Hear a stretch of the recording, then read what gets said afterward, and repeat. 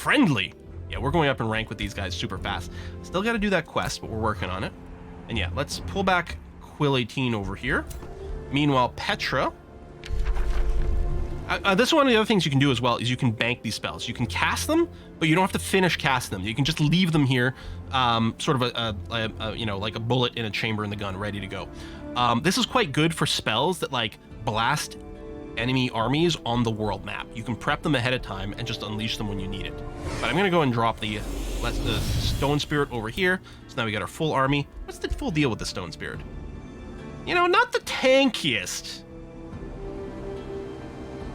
But yeah, Elemental, you are immune to some stuff, which is nice. And then this one over here is the evolve. When it gets to champion rank, it will evolve to probably regular Stone Spirit. I don't know if you can go to like Greater Stone Spirit after that. You might be able to. So we'll move you forward. I kind of want to save up some Imperium, as much as I kind of want to boost our population. I know, I should really get these guys a farm. Or something. Just for some extra food. No, I really want that breastplate. I'm just gonna build a Grand Mill the hard way here. Wait, they'll grow in 2 turns? What? I mean, they're getting some free XP from my person, but they're not gonna go to champion right away. Yeah.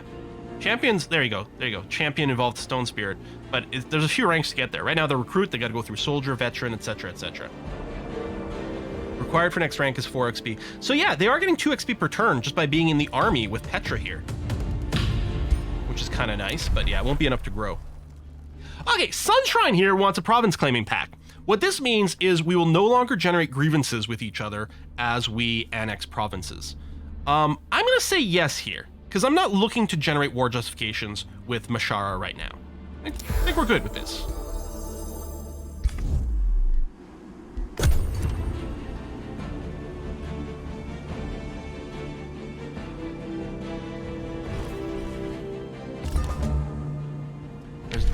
Oh.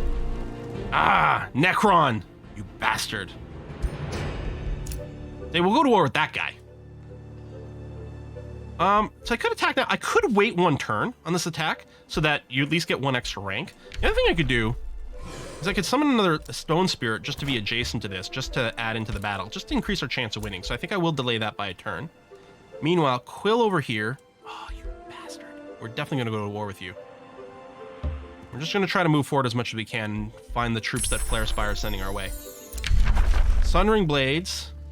This is another unit enchantment. We do have a lot of shield units. They might benefit from the resistance. I'm wondering about maybe gaining the ability to build some gargoyles.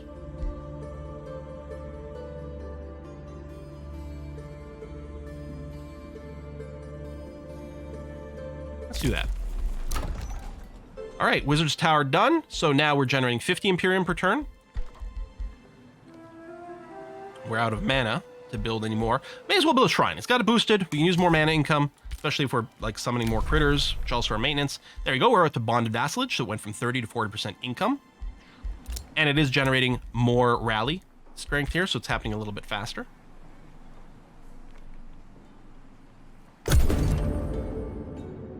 Ah, the free city of Equilon. Most valiant Quill 18. Equilon extends a cautious hand in welcome. Apprehension and excitement steer our words in equal measure. Seldom have we encountered one such as you, risen through the ranks of mortality to champion their people. How, one cannot help but wonder, will you endeavor to rule these lands, for good or for ill? So, there's another faction, just down here, just south of Flare Spire, actually. They're good aligned. Generally speaking, we have a good relation with them right now, although we do have clashing affinities, that's true, but they're not at war with us. I don't have another Whispering Stone right now. I could go and take the one away from Silverwall, since we do still have good relations, but I'm going to leave it here and try to get them maxed out before I move it all. Neither good or ill, but for Quill, yes. And another free city! Fierce Heartfang! Where are you? Okay, right on the edge of the map. Alrighty.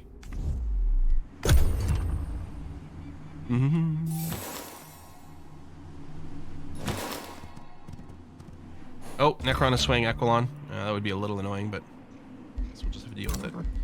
Oh, there you go. So this is the Flare Spire army coming our way. They have a hero in this army. So we're already past the 2-hour mark, which was the minimum required streaming. But again, the limit on the stream was, you know, early game, and the benchmark for it was set to about 30 turns. We're only about halfway there. So I guess we're just gonna... You guys are okay with me streaming more Age of Wonders? You don't feel like I need to switch games right now? I assume? We're okay? We're good?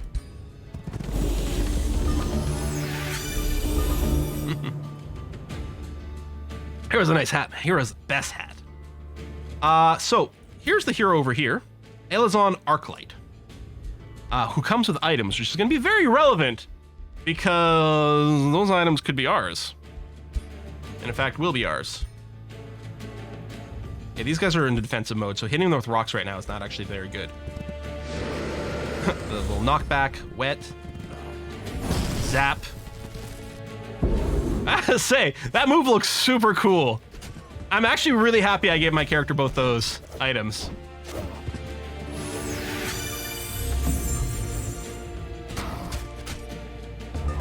Alright, so now they're not necessarily in defensive posture the same way. It's going to get rock blasted for a good amount of damage all of a sudden.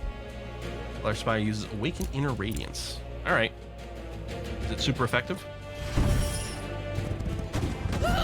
Yeah, no, I think the fact of the matter that this is like, I mean, you know, it's Age of Wonders 4, although in a sense their 5th game because of Planetfall. And Planetfall in this game used the same like base engine. I think like they've just been able to continuously improve and iterate upon their AI. Which is really nice, because it does feel like the tactical AI does a really good job, which is why I'm not bothered by doing the automation. In fact, I frequently feel like they might be doing a better job than me. Okay, now, the one unit that's left here is the hero, and they are pretty darn tough. I'm gonna drop a heal on mine. No, I think what we're gonna do is we're just gonna focus a little extra damage. See if that brings them the death status over here. Oh, the bleeding did land. Well, it resisted some, but got some. It didn't matter. He did it. All right. So, what this should mean now... There you go. Sometimes you capture them alive, and sometimes you capture them not as alive. Now, in our capital, if we were to build an actual crypt right over here, for every hero in the crypt, we gain 2 mana per turn, and gives us the option of doing some resurrections. The other thing you can do, though, and I think if you resurrect them, then, assuming you've got, like, room for another hero because of your city cap, I think you can recruit them for free. But, in the crypt here, if we go and sell the remains, we get 80 gold from it by selling the bones, and all their items, yeah, those go into my personal treasury. So looking at Quill first, we can give you the chestplate of vitality, 2 extra defense, 10 extra base hit points. That's pretty good. Eagle bow, I'm not going to give to you because no. Oh, you must have just had a regular pony. Yeah, I think that might be it. Let me just double check the situation with Petra over here. Well, we could give you an eagle bow because you are doing ranged attack. Though your staff of fire does 16. The eagle bow does less, but I think it's because you can multi-shoot. Yeah, for every action you have left, you can take a shot. So this is always a single action, and that's it. One attack. The eagle bow can fire multiple times. But, I mean, ooze. Feels terrible, right? I don't know.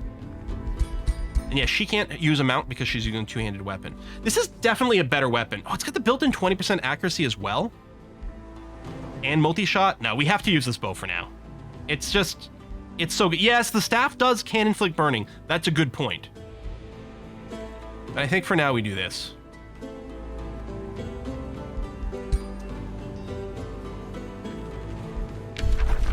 Let's drop the Lesser Stone Spirit over here so it'll participate in this fight.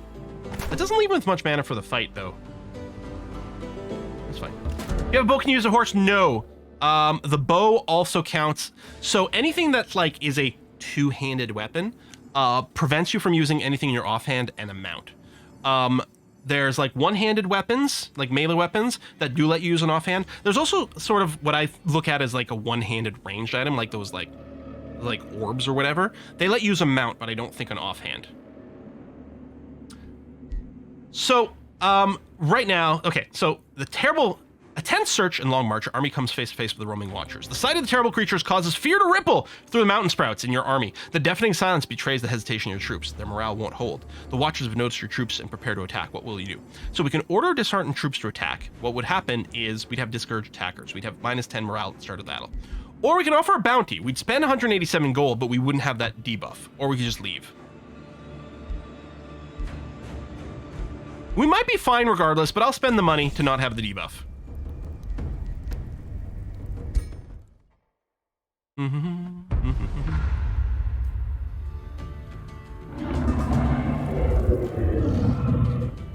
right, first round of combat, just moving and stuff.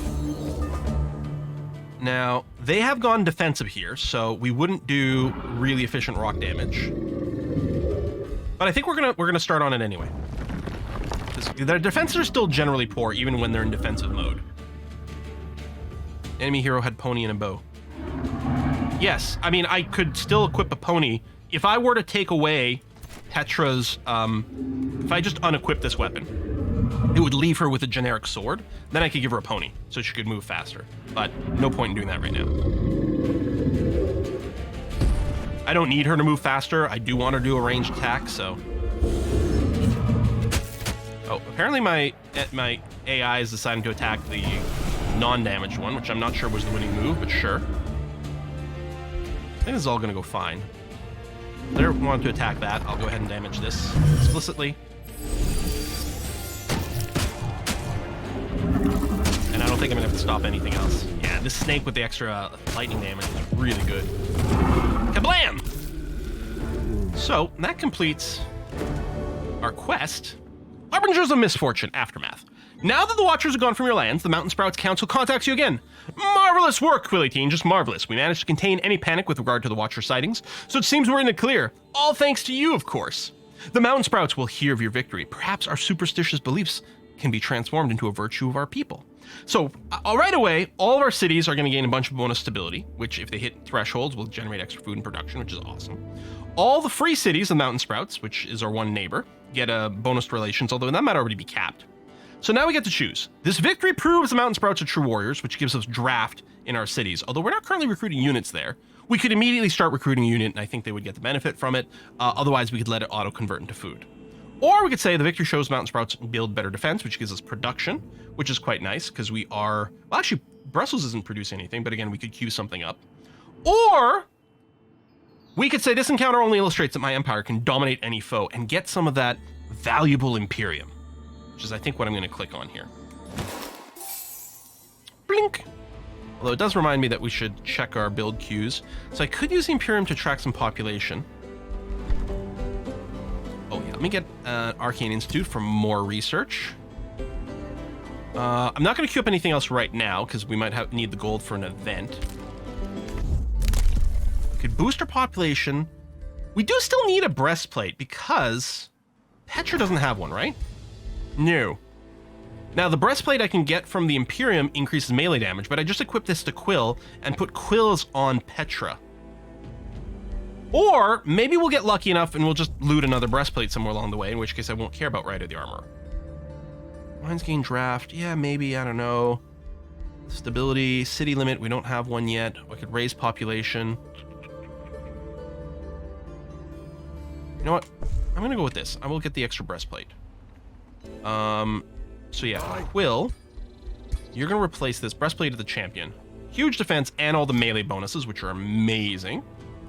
And then Petra can get the chestplate of vitality for defense and hit points, which is going to be very nice and helpful.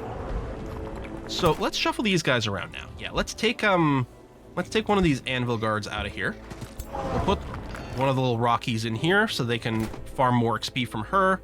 And I might just send the Anvil Guard back to my capital to just chill out there. I really probably should have my cities more defended. If this was multiplayer, someone would just snipe one of my cities, I'm sure.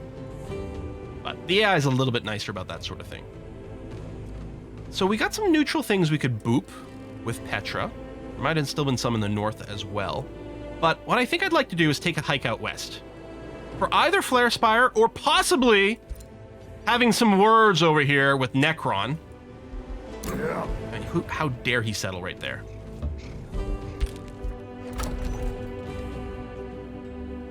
think I'm going to forward settle there, because if nothing else, I'm going to appreciate some healing in this direction. So, yeah, we'll build a forester here. And Brussels...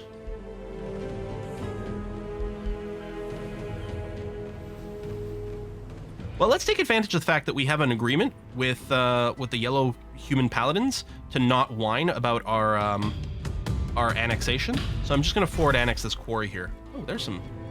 I bet you should just go up there for the XP. Maybe.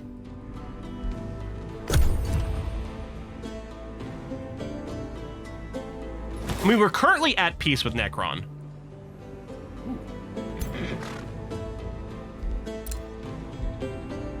I think it's worth going and whacking those. Oh, shoot. I should have stopped here because I would have gotten a little bit of extra health.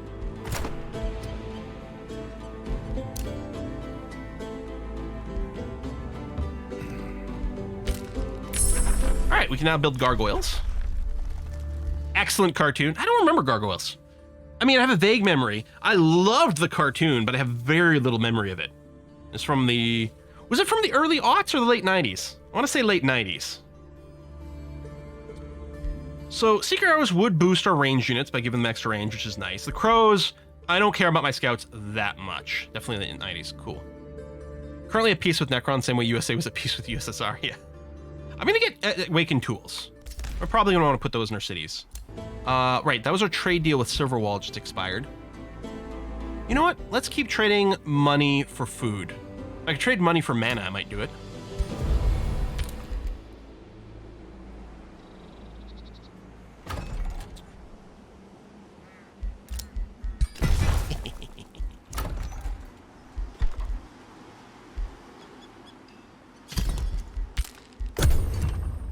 Maybe I could have done the mana thing first. I don't know.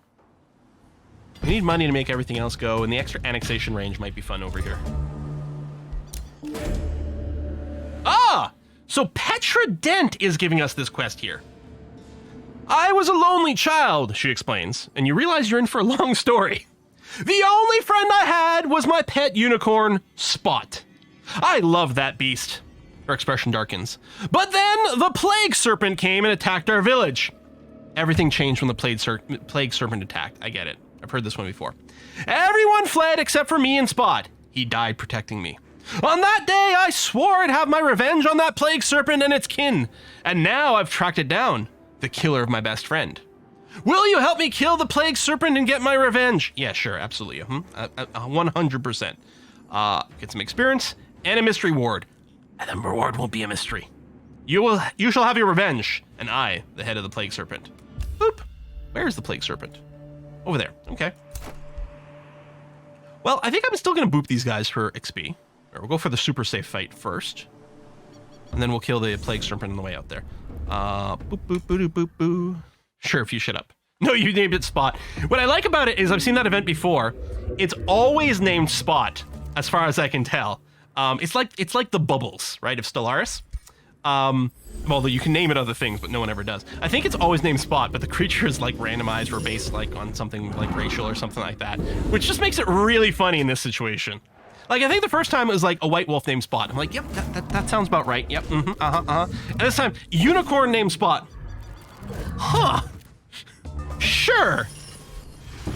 Turns out dwarves are just not very creative at naming things.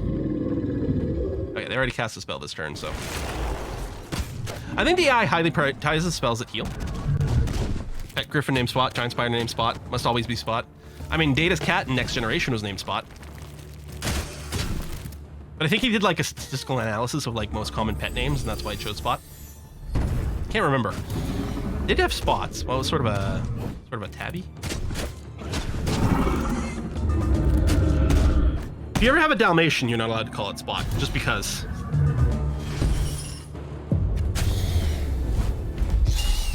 All right. Battle 1, giving us some production somewhere, which is nice. You know what? I'm gonna send you back over here so you can assist in this after all. All right, you over here. How's this battle? Risky battle, indeed. Can I just declare war on Necron and burn down his outpost? I I'm already in a war with Flare Spire. I'd prefer to focus on Flare Spire.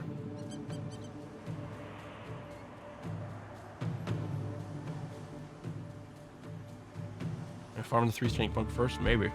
Just puts you on the cusp of an XP thing.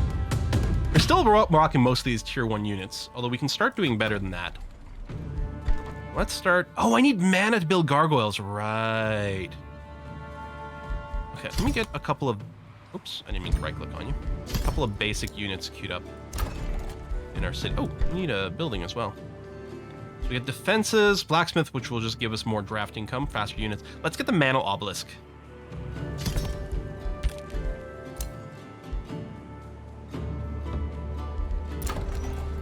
Oh, you built instantly because you had the queued production from the event. Okay, so you do generate gold by default. What I like to do a lot of times in these games is I like to be like, you know what, let's do gold for 3 turns and then bug me again, right? I don't need to do this. They're already producing gold, but I kind of like to do that, and it gives me a little bit, I don't know, a little bit better. All right, we do have some materium over here. Like, we can actually, we've got more unlocked than we can see. I could get a second Whispering Stone, which seems like an excellent idea, actually. Yeah.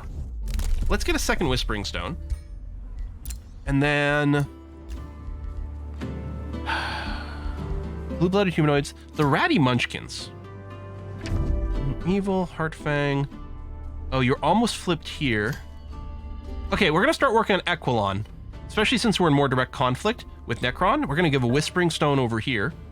And we might do some allegiance boosting down the road with Equilon. I think I like that idea. Message received. I've been pondering the many allies and enemies I have in this realm. I'm glad that you seem to be one of the former. Let's try... Oh, yeah. So there's a cooldown for some of these actions, so this comes up when this happens. What if we just sign a defensive pact? You want gold? I don't have gold. Hopefully you'll come at me with that. You want a pony? I could also just sell this in general. I don't have to sell it to them. I wonder if selling it for mana might make more sense. What items do you have? Mask of Precision, Frost Shield. Yeah.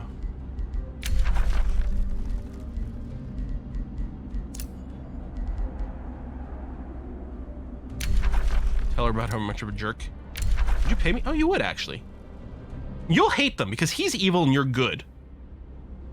And he's got Astral, and you've got some Materium. So you're going to hate them, which is awesome. Do I go for gold or mana? I'm going to go for mana. All about that mana.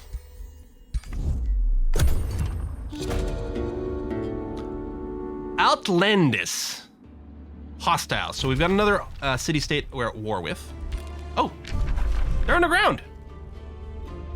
Actually, yeah, the golden human paladin people here have actually set up an underground outpost. Underground. So passe.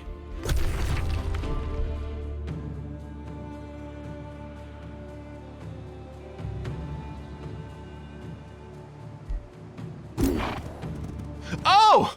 Like, where did I get this from? Our Scoot popped a monster hut. Thanks. Tell you what, let's send you over in this direction. Like, reward? Reward for what? Scoots, baby! Yeah, so you go ahead and do your move.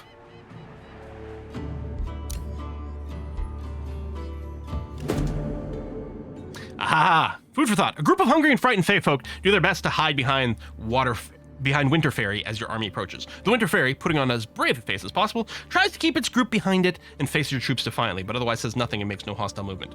Will you allow the Winter Fairy and its folk safe passage, or will you strike them down? So I think this is what happens when your troops are significantly more powerful than these monster groups. So we can say no mercy, killing them, which would give us some XP and give us some evil alignment, which is not helpful. We could just let them go, get good alignment, which generally is helpful, or they're hungry. We could give them food. So we'd lose 1 turn worth of growth in Brussels in exchange for 6 turns of 31 knowledge per turn?